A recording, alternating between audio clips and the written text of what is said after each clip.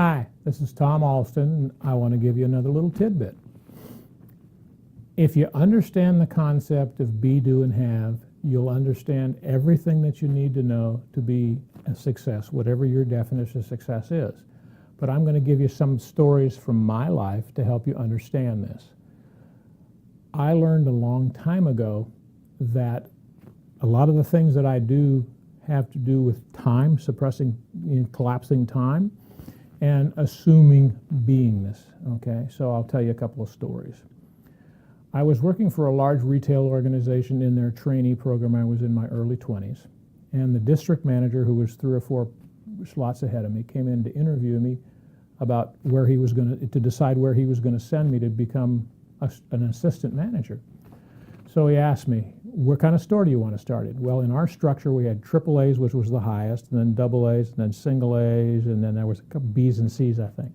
And I said, I want to start in a triple A store, which was the biggest volume stores that we had. And he said, why? And he says, well, I said, well, it's real simple. If I come in at a C store and I do a great job, you're going to promote me to a B store. If I do a great job from there, you're going to promote me to a single A. And if I do, and I don't buy into all of that, okay? Start me in a AAA store.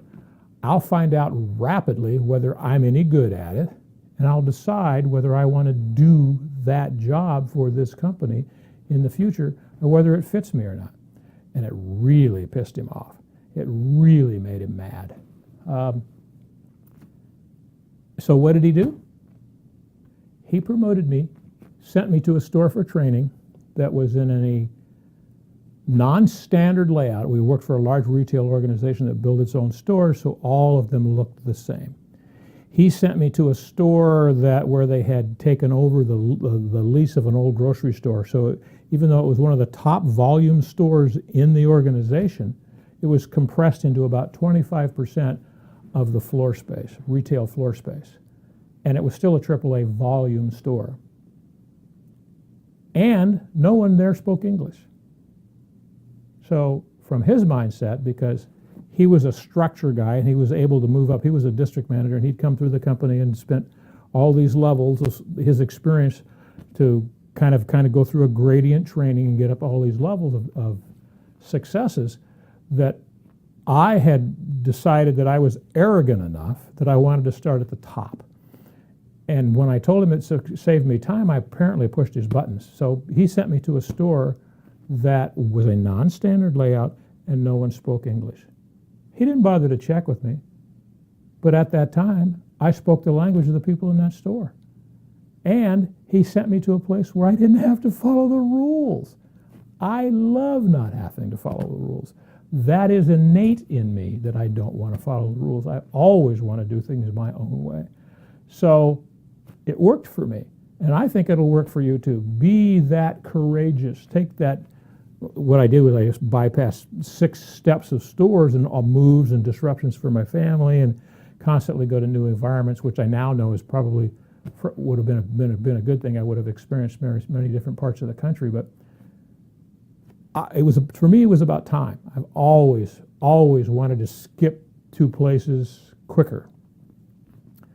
So it worked for me. Now, the other thing that I had discovered was that once I started working at that as an assistant manager in that store, was the best way to get promoted to, because the structure in the stores, you couldn't bypass anything. You went from assistant manager to manager, manager to supervisor, supervisor to district manager, okay? So what I did when I was the assistant manager, I assumed I was the manager. I just did everything that the manager wanted me to do, and because the current manager who was in that store was a little bit lazy, okay, he let me do it.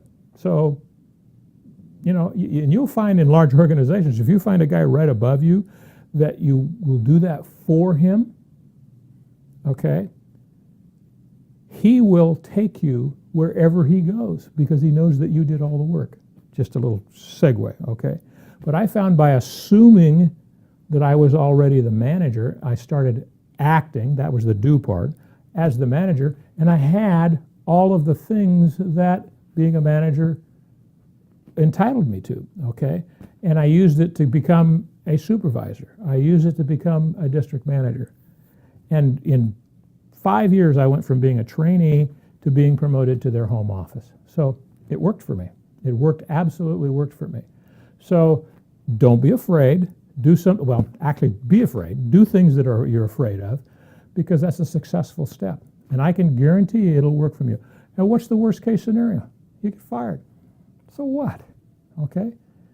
When you're not fired, you got a new job. Your new job is to find a new job. I mean, it's that simple. It's not any more dangerous than that. So realize that all these things that keep you from doing things are here. Okay? Do not buy into someone else's definitions of how to be successful. And most of those definitions, unfortunately, you got from your parents. Be respectful. Okay? I don't mean not be culturally respectful. I just mean don't become an introvert. Okay? Become an extrovert. Hang your neck out there. Tell them, hey, I don't want to do that. I want to start at the top. I mean, sure, I would love to be in the Army, but they won't let me be in the Army as a general, okay? And so I'm not going to do it. Why? Well, you got to come up with this, learn all this experience. Well, from their point of view, they're probably right. But I don't want to waste my time, okay? And I don't think there's necessarily enough money in that job. And, well, I won't get into that because it will be political, okay? So remember that whenever you're up against something or wherever there's something telling you to add time to it, disregard it. Throw it away. Take the time out of it. Reach for it. Go for it.